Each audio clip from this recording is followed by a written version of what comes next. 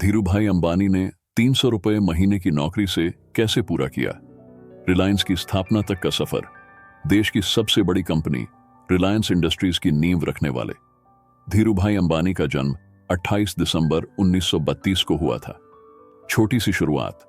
Reliance industries के संस्थापक धीरूभाई अंबानी शुरुआती दिनों में एक पेट्रोल पंप पर 300 रुपए महीने की नौकरी करते थे और बाद में उन्होंने अपनी मेहनत और लगन से ऐसा मुकाम हासिल किया कि 65,000 करोड़ रुपए की संपत्ति के मालिक बन गए।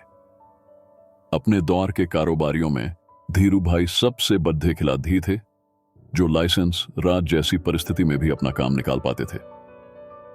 मुश्किलों से हुई शुरुआत।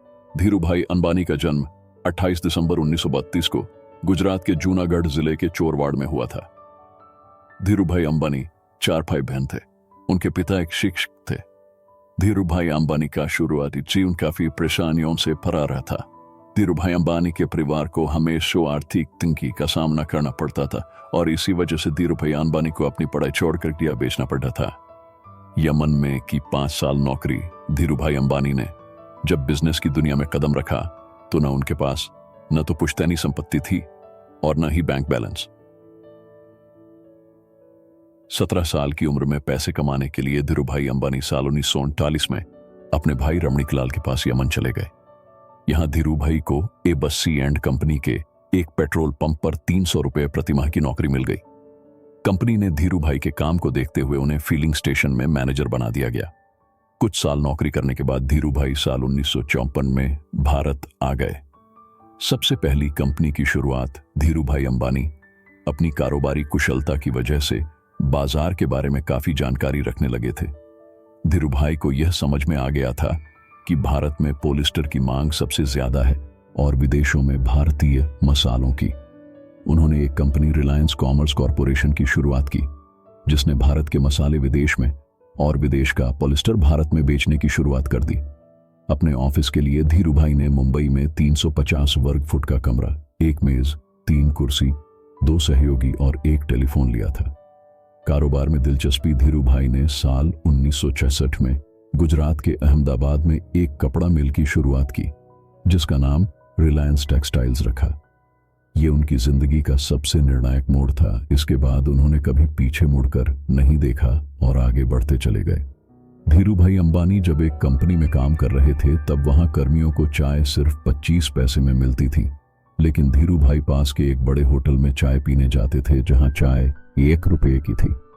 उनसे जब इसका कारण पूछा गया तो उन्होंने बताया कि उसे बड़े होटल में बड़े बड़े व्यापारी आते हैं। स्थापना और बिजनेस के मुंबई के मस्जिद बंदर के नरसिम्हा स्ट्रीट पर एक छोटे से दफ्तर से रिलायंस कमर्शियल कॉरपोरेशन की शुरुआत हुई।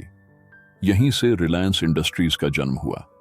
इस व्यापार में धीरूभाई का लक्ष्य मुनाफे पर ज्यादा ध्यान न देते हुए ज्यादा से ज्यादा उत्पादों का निर्माण और उनकी बेहतर गुणवत्ता पर था।